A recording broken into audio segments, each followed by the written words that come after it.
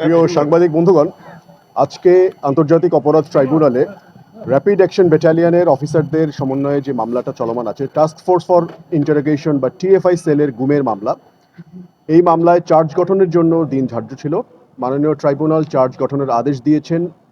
2016 সাল থেকে 2024 সাল সময়কালে 14 জন ভিকটিমের জন্য 17 জন আসামির বিরুদ্ধে মোট 4টি অভিযোগ গঠন করা হয়েছে এবং এই 4টি অভিযোগ গঠন করার পর মাননীয় আদালত আসামিদেরকে প্রশ্ন করেছেন তারা গিলটি প্লি করেন কিনা নাকি নট গিলটি। তারা প্রত্যেকেই নিজেদেরকে নির্দোষ দাবি করে ন্যায় বিচার প্রার্থনা করেছেন এবং সেই প্রেক্ষিতে আগামী 21 জানুয়ারিতে ওপেনিং স্টেটমেন্ট এবং প্রথম সাক্ষ্য গ্রহণের মাধ্যমে এই মামলার বিচার কাজ শুরু হতে যাচ্ছে।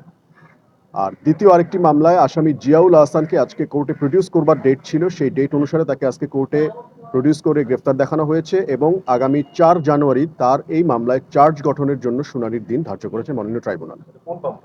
এটা হচ্ছে গুমের মামলা এবং গুম এবং বিচার বহির্ভূত হত্যাকাণ্ডের প্রায় শতখানেক মানুষের বিচার বহির্ভূত হত্যাকাণ্ডের বিষয়ে যে মামলাটি আমরা চার্জ সাবমিট করেছিলাম, সেই মামলার আদেশ এবং চার্জ গঠনের জন্য দিন ধার্য আছে আগামী 4 জানুয়ারি। আমরা দেখলাম ট্রাইব্যুনালে আজকে একটা অনাকাঙ্ক্ষিত ঘটনা ঘটেছে। সেনা কর্মকর্তাদের বিচার হচ্ছে নাকি এই যারা অন্য বাহিনীতে ছিল তাদের বিচার হচ্ছে, এটা নিয়ে একটা উত্তপ্ত বাক্য বিনিময় হয়েছে। মানে কেন এটা হলো? আচ্ছা, আমরা দুটো বিষয় ব্যাখ্যা দিচ্ছি। প্রথম বিষয় হচ্ছে, আমরা বারবার এই বিষয়টা রিইটারেট করছি, আবারও বলছি যে এখানে মূলত র্যাব কর্মকর্তাদের বিচার হচ্ছে। আজকের যে মামলাটি ছিল task force for interrogation sell TFI সেলে র্যাব কর্মকর্তারা কাজ করতেন। তারা র্যাব, পুলিশ, সেনাবাহিনী সহ বিভিন্ন বাহিনীর মূলত একটি পুলিশের বাহিনী হিসেবে এটি পরিচিত।